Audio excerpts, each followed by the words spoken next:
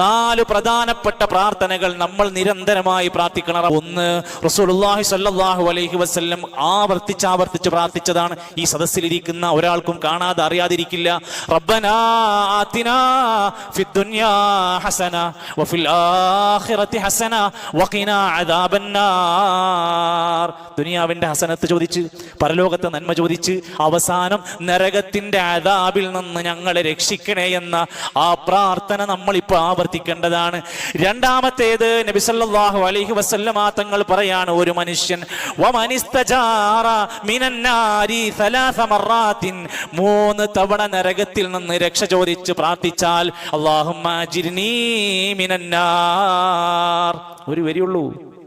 എന്തൊക്കെ പഠിച്ചു വെക്കണ്ടേ നമ്മള്?